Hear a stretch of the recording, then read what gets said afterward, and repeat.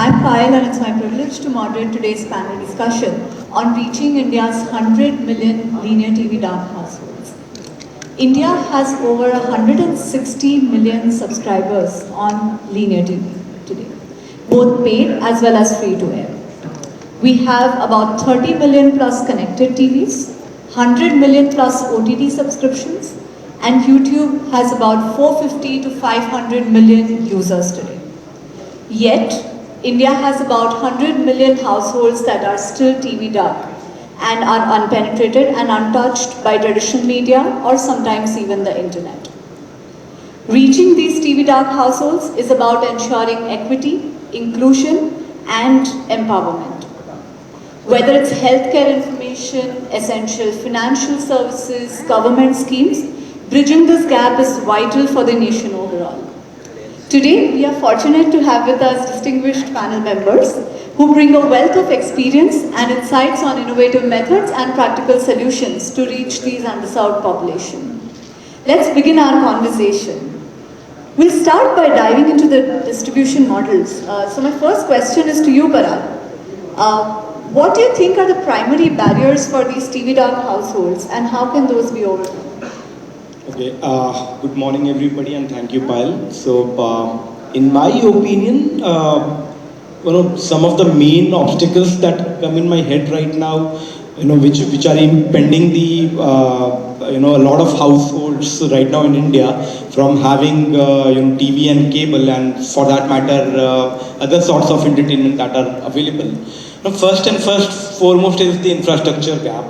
Of course, there is a big infrastructure gap when you go in the tribal areas of India, or if you go in the ultra-rural areas of India, you will find a lot more infrastructure gap in terms of cablings and wire, even the shops which are available to buy out the modems or the televisions or the hardwares, those are rare, in my opinion. And the second thing that I find is, besides the infrastructure gap, the second gap that I see is clearly the affordability gap right now.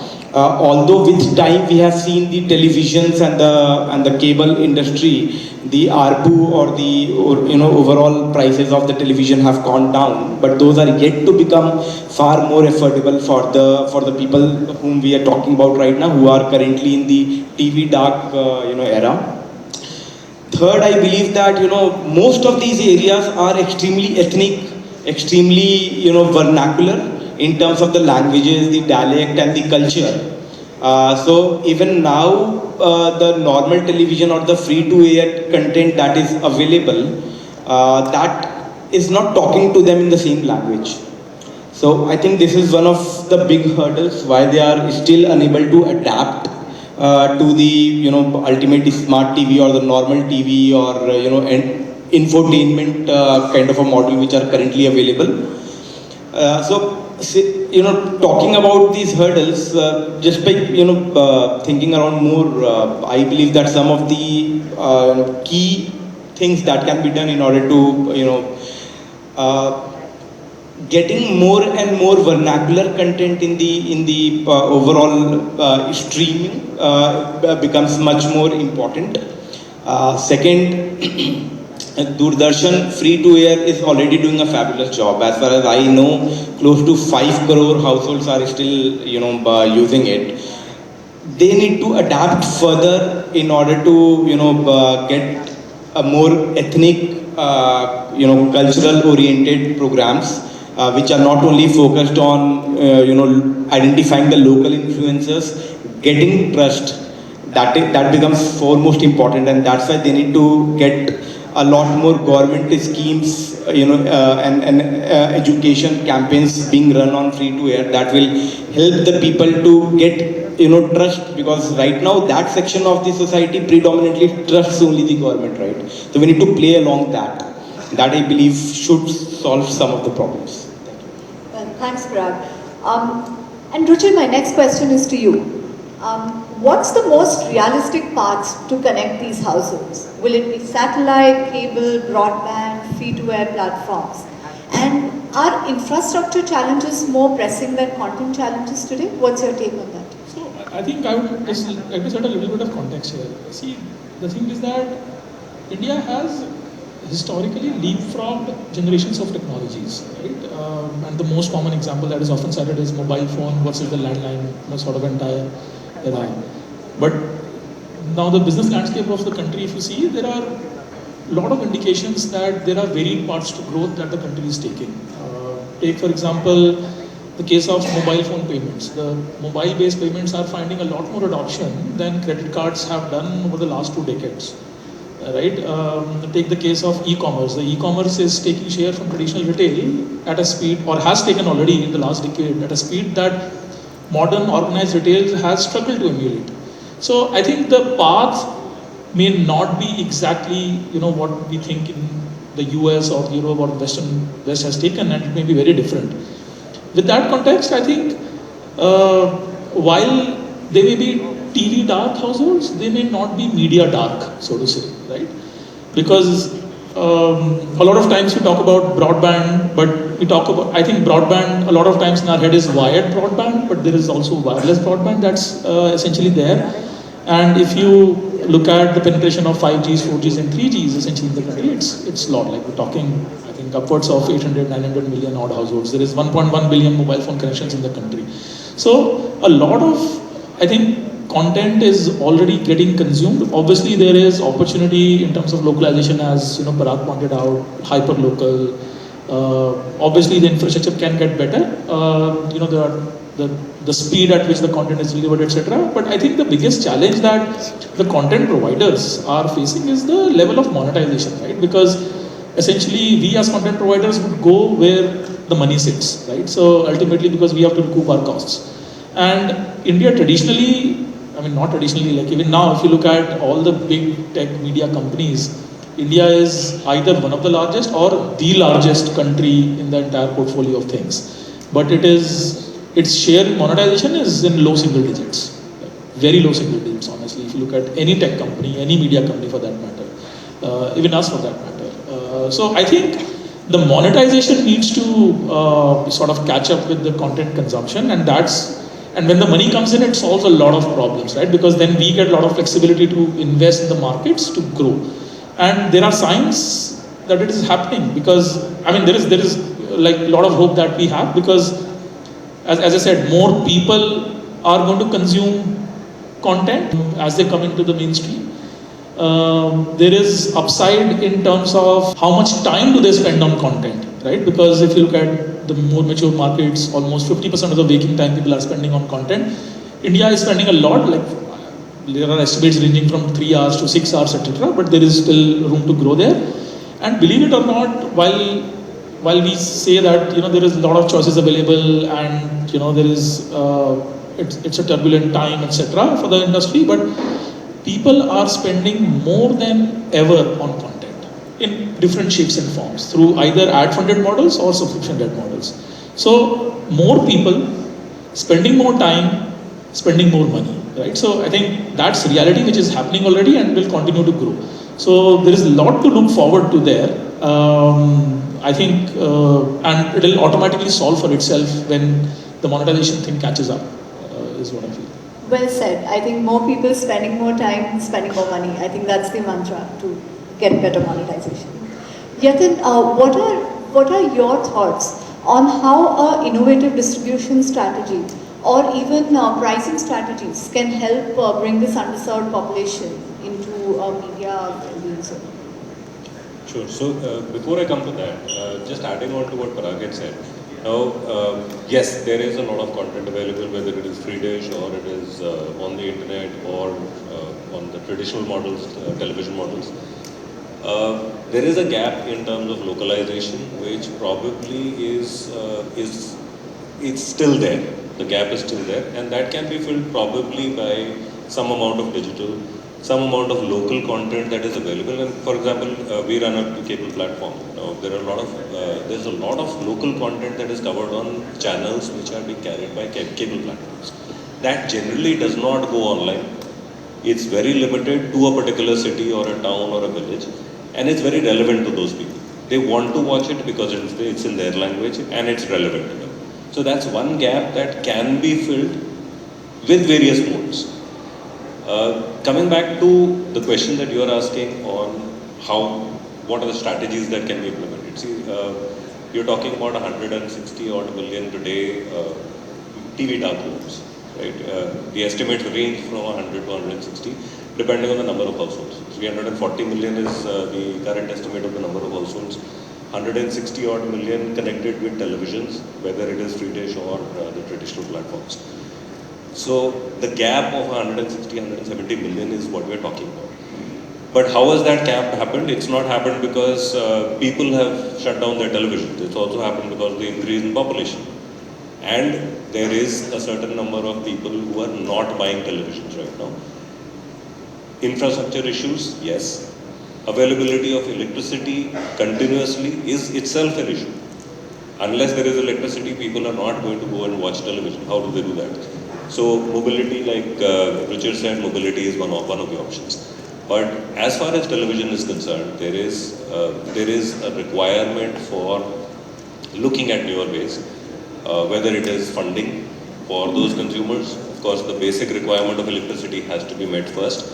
Then a television service with television itself, maybe a set-top box inbuilt into the set-top box, into the television. That's another solution. It has been proposed by the MIB, but it's been limited to certain sections. So, for example, a couple of years back, there was an instruction to the television manufacturers that satellite tuners should be inbuilt into the televisions. Now, it may solve it to some extent, but getting that television to the household is the first level. So there has to be affordable television sets with inbuilt set-top boxes and services.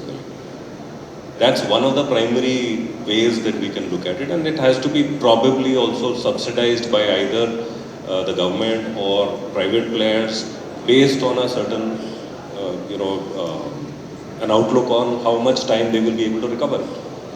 The bundled services itself is a very large piece of what people can look at. The current regulatory framework has slightly restricted the choices that we can offer to the consumer, because the prices for content, linear content, have to be the same across India.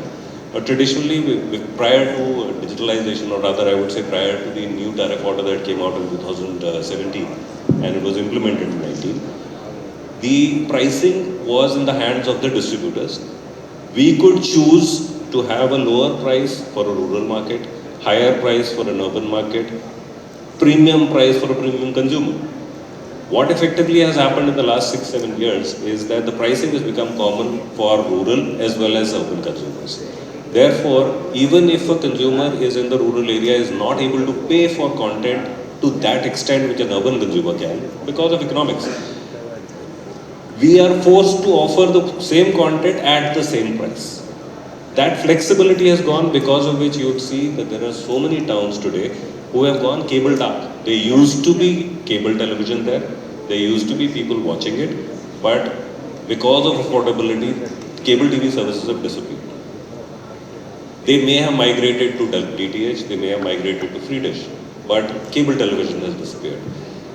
And that the segment that is today, the unserved segment, is also price conscious. You have a large number of people in these rural areas who are not able to afford to buy a television.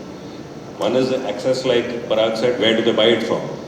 And the second is whether they are able to afford it. So those are two critical questions that will need to be answered one way or the other before we can look at reaching those masses. Recently, a year or two back, the MIB itself had brought out a tender for installation of set-top boxes for free dish in the remote areas. Unfortunately, it went into a flux because of the general elections. But that was one step forward, that if you have a television, we'll give you a set-top box. But the next level also needs to be looked at. You don't have a television and no service. How do you get that? No, thank you for that. I think what you said is really relevant for television. I would like to switch gears a bit and talk about how... I just want to add the point here. I so much agree with you, Yatin, there. Is, the thing is that the importance of television, right, is we actually have our content right now as a content company on various platforms. And we're seeing that the engagement levels on big screens is so much higher than on some small screens of the same content, right? So people actually want to experience big screen through either connected TV or through linear TV in various shapes and forms. But I think solving for those challenges is critical, absolutely. And we were talking, just adding again on what Ruchir was saying, we were just talking to another participant in the industry just yesterday, and we were talking about what is the priority for a consumer when he starts earning. So his first priority is to get electricity and maybe get a fan if it's dependent on the weather. The second priority is to get a refrigerator first so that food can be stored. The third priority is the television, right? In the entertainment side, he first looks for the mobile because that gives him access to connectivity as well as to get work, get connected to different people. But television comes on the third position. Now, how is it that we bring that television to a more relevant second position or first position instead of a mobile, and then deliver content to them which is relevant? That's definitely food for thought for television at least. And Aamir, I think you are solving this problem in a slightly different way, where you're using a tech-first or a cloud-first platform to reach some of these regions, right? And especially, how do you bundle some of these media offerings with internet is also something you're looking at. Would love to hear your thoughts on that. Just to add what Sir Yatin said, I see that there is a big war going on between mobile and TV, and that war is about attention. So the whole India is divided in two parts, and I feel that the TV part has come to around 24% and or 26%, and the mobile part comes around 74%, because that is where the consumer is watching content. The content creators are the same, the broadcasters are the same, everybody is same, but everybody is fighting for that attention time. So I feel that has that priority 3 is TV, but maybe priority 1 is mobile. So the problem is that we all are solving that dark home. Has Ruchir sir also said that they are not video dark, they are just cable dark. So the content is reaching to the audience irrespective whoever is making the content. There is huge number of content available, but I feel that the whole distribution strategy to look at in such a way that the digital content will the next 1 decade will be purely about mobile. We should make content for the mobile audience, because even Netflix, even any big platform you see, the majority of the consumption is happening over mobile, irrespective you have connected TVs, because the content is also getting created in such a manner. We are no more out of 5 content, the 4 content is something which I cannot watch it with everybody. And everybody has a different taste, everybody has a different understanding towards it. So what I see is that in this war, mobile has already won it. And it is also because affordability. It is, a mobile phone is easily available at 6,000 rupees.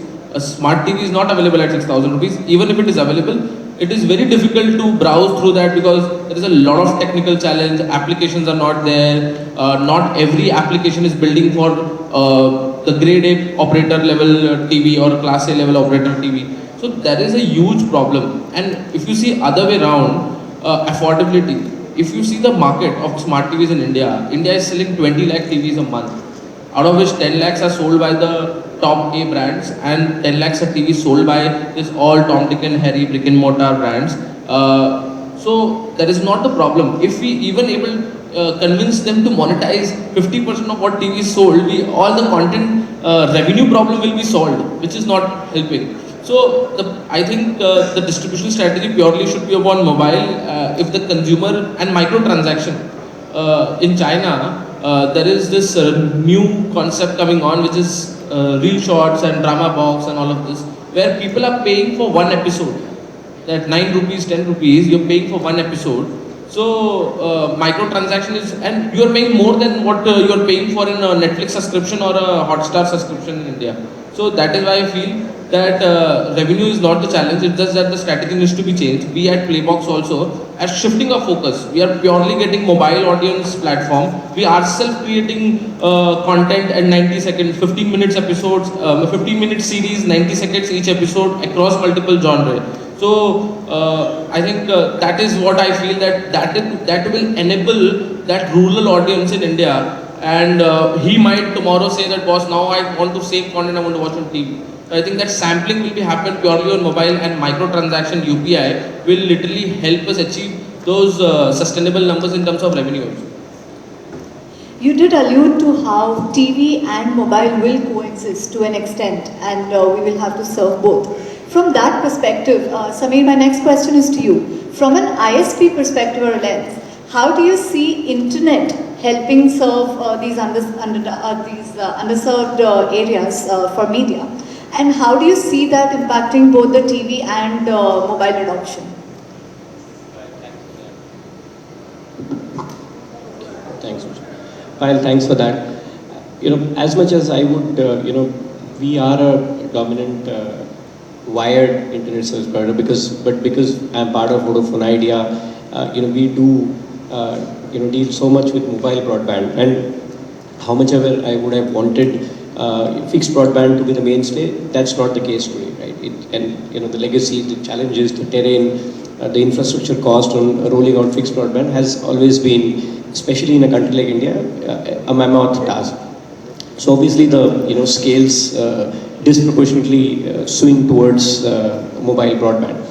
But is the adoption of, so my vote on content versus access challenge, I think the access challenge is bigger today from a semi-rural and rural perspective.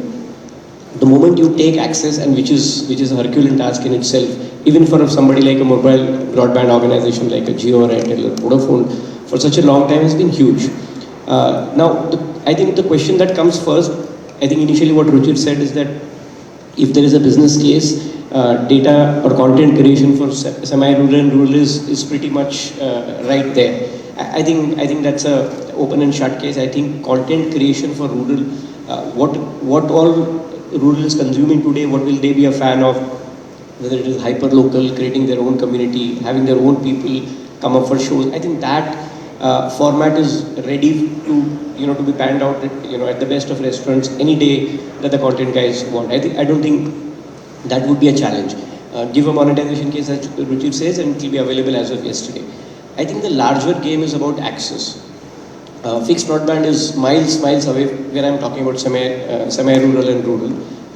I think way back in 2002, the telecom world did a USOF, which is Universal Service Obligation Fund, to take telephony to rural, right? It was barely successful, but government did do village private telephony and other stuff in that. I think in somewhere, and I don't want to touch on the regulatory part, but I think somewhere we are inching closer to a place where a large government and private participation would be required again to take access back to rural. It's happening through BBNL, through 2.5 million households have been tracked. But I think even on the mobile broadband side, for the operator, there is an access challenge, there is a monetization challenge, there is no ROI for mobile operator. I mean, it's a vicious cycle. You don't have access, you don't have content, you don't have monetization, right? So I know there are multiple discussions happening where people are saying that in today's world, should the OTT players now be part of somebody who creates the USO and not the telcos, right? It's a larger debate, I think, in Europe and Northern America and in France. This is already being piloted, where OTT players are coming together and doing a rural development fund kind of a stuff. Would that happen in India? It's a working paper already in India as well. But I think so. The access challenge today is the bigger challenge. The moment there are concrete steps that are taken, content for rural is formatted and ready. In our own network and our own experience with both Vodafone Idea mobile broadband and fixed broadband with you, we've seen that the adoption in rural is very, very fast for content the moment the access reaches there. So yeah, that's my view. That's actually quite helpful. And Parag, how do you think this aggregation model can help affordability and reach in these areas? So I think adding on to what the other panelists spoke of, I think in my opinion, I was also in the hindsight, I was thinking, why is there increasingly a debate between, who is catching up onto more attention, whether it is mobile or the television. I was just thinking that, as humans, we have always been more and more lured towards on-demand things, right? Things which are much more personalized.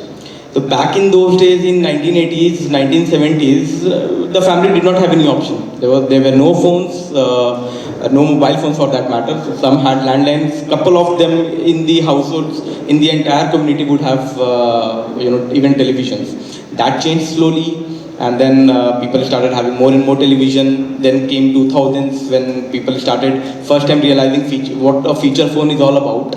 And then Jio came in, disrupted the industry. Mobile internet became cheaper.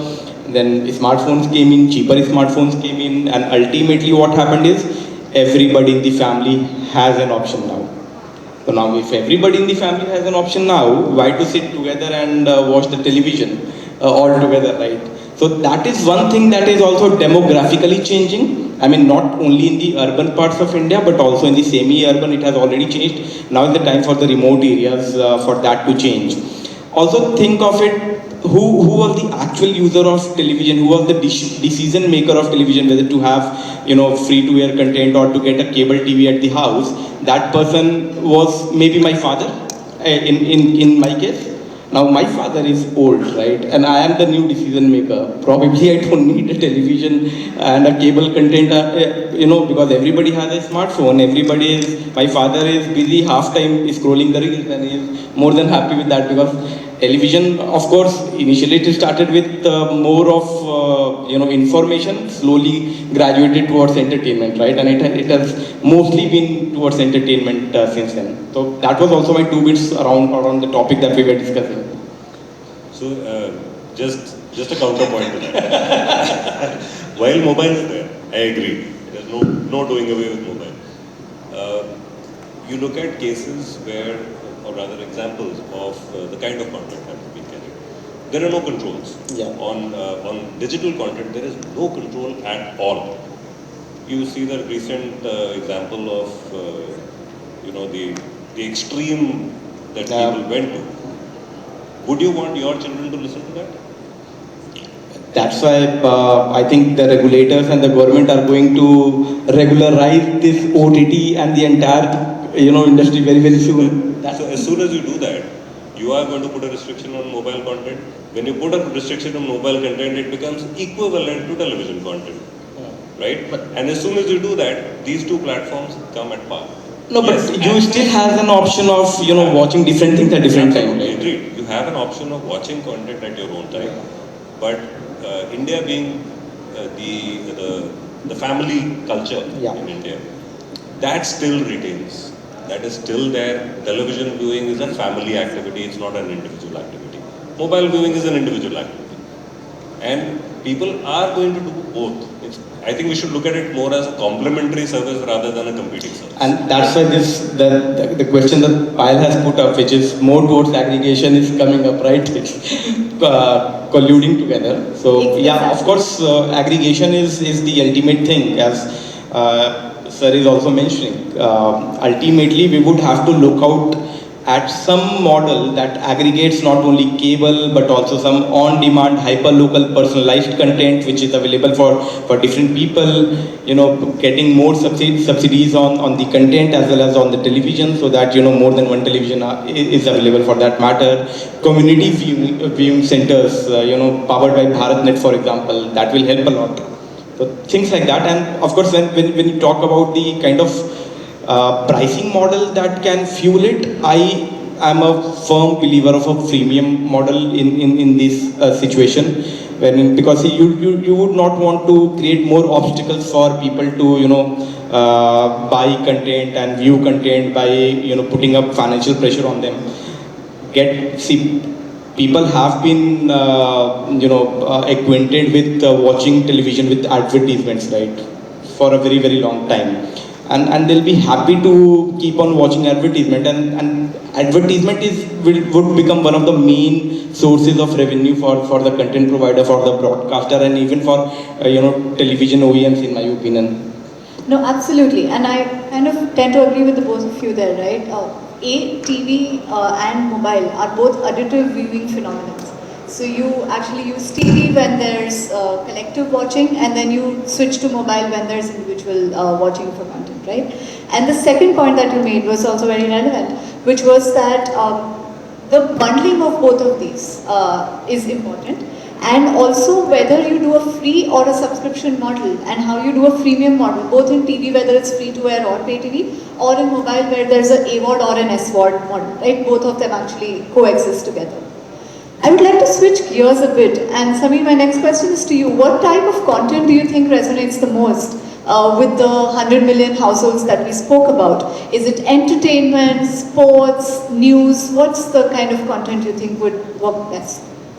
So, Payal, given the fact that if we for a moment assume that this is absolutely a first-time digital user from a content perspective, be it media dark or TV dark, both. Let's say we look at that. It will go back to following the same Maslow's hierarchy like any other thing. So, on top of the pyramid will sit entertainment, right? High pull entertainment. And high pull entertainment can easily be defined into local entertainment, movies. What they look at as parity with their urban fellow mates. So entertainment would sit in the top of the pyramid as far as and then you get down into very very local stuff where they're able to see relatable media, okay, relatable topics, relatable people. Then you come to on the third leg of the year you will come to aid based stuff where people are really utilizing media from a perspective of information about, again, from local going up to a little state and national and international level. So I think content for people who've been uninitiated would fortunately or unfortunately even today start big time with entertainment, then slow down to information. That's my view. Absolutely. And Aamir, I'm just now looking into the future. And if I were to remove all the financial constraints that existed, right, what would you think an ideal distribution model would look like for these TV dark, media dark individuals? So, from my perspective, India is like a pyramid. And India has three India inside India. India A, India B, India C. India A is the top 10% people who watches TV, who has a Tata Sky connection maybe, or a DTH connection, a high-paying broadband connection, which Excitel is providing. And so, then there is India 2, which is a 20% of India. Then there is India 3, which is a 70% of India. So, if you see, India has adjusted as per multiple options available to different people, right? So, the financial constraint is not there. So, India 3 is decided that, boss, I want free content, so I will purely be on the free ad-supported television or fast or XYZ.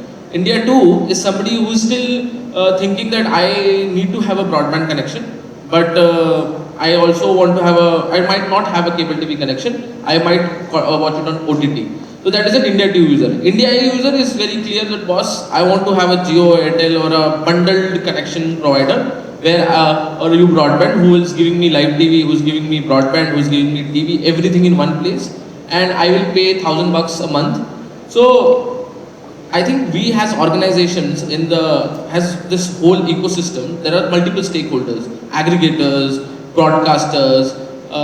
When I say aggregators, I mention DTH providers also, OTT aggregators also, cable TV aggregators also. Plus, then there are second stakeholders, broadcasters, and the third stakeholders who are the distribution guys. So we all have to adjust as per India A, India B, India C, and we have to tweak our services and strategize our pricing product in such a way so that we serve the whole three India. But again, if you see niche, India C will make you more revenue than India A because of the quantity, but India A will have a better margins, better bottom line as compared to India C. So that is something I think the financial constraint is not the constraint anymore. It is just that we have to decide that which area, which India we are trying to serve. Absolutely. Yatin, what do you think would help in terms of the regulatory scenario to make this more feasible for everybody? Okay. So from the regulatory side, yes, there have been various interventions that have happened. Mr. Srivastava also mentioned that there has been a change in the entire regulatory framework that happened about 6-7 years back. I think the present step that the regulator itself is taking to comprehensively review the entire regulatory framework for the licensed services, and I'll split that answer. So the licensed services, of course, are today only 4 platforms. You have the cable TV MSOs, the DTH, HITS and IPTV. These are the only 4 who are regulated. And for them, there is a certain amount of regulation. I would not say a certain amount, there's a large amount of regulation. And we have a lot of compliances to do as far as those regulations are concerned. While on the other side, you have everything else, including the OTT platforms, including the fast television channels, including any other mode, whether it is YouTube or any other platform that is delivering content. They are largely, I would say largely unregulated. And that's where the problem lies. If you need anything in this country, you need parity, regulatory parity. And we are not saying that you regulate everything, but you regulate everything on a parity level, at par, so that there is an even playing field for everyone. We are not against technology. I don't think any one of us would say that, don't let mobile come in or don't let OTT platforms come in. Of course, they're complementary. But as soon as you have a segregation of the kind of regulatory framework, then obviously you're putting one segment at a disadvantage as compared to the other, which needs to be looked at very positively. And I think this entire holistic consultation that the regulator is doing today, or has initiated today, should help in that direction. On the other side, from the penetration of TV dark homes, yes, like I said earlier, subsidies or bundled plans by television manufacturers, by distributors, by content producers, all of that can be looked at on a whole, with the ministry also getting involved, so that there is that much more penetration, and television is a trusted source. You look at it from that perspective today. Aamir, I think Parag mentioned that earlier we had just a television set, and one out of an entire locality would have a television. But for the past 30-35 years today, television is still considered trustable. Any news that you see on television is looked at with a different trust as compared to anything that is coming on the mobile. Because there is a lot of effort that the news broadcaster put in to ensure that there is correct information being passed on. And there is regulation for that. Again, the segregation of regulations on the television channels going to a household and non-linear content going to a household. So there is a lot of fake news, there is a lot of made-up news going on digital platforms, which is not there on linear television platforms. So we should look at how television can go to each of those households, be available. Whether he chooses to consume content in linear form or non-linear format, all of that should be available as a choice. No, absolutely. I think it's a spectrum and the regulator needs to look at all ends. Fair enough. So thank you so much, all of you, for your very insightful thoughts. We spoke about the distribution model. We spoke about how aggregation or bundling can help. We spoke about how freemium AVOD, SVOD, as well as a pay TV FTA model can actually straddle media reaching these consumers. And we also spoke about how the content should be staggered so that it starts entertainment first and then goes to information. Right? So thank you so much for all your insightful comments. I hope we all are able to take back all of this and really truly try to reach these 100 million linear TV dark or sometimes media dark households to bring the nation forward as well. Thank you so much.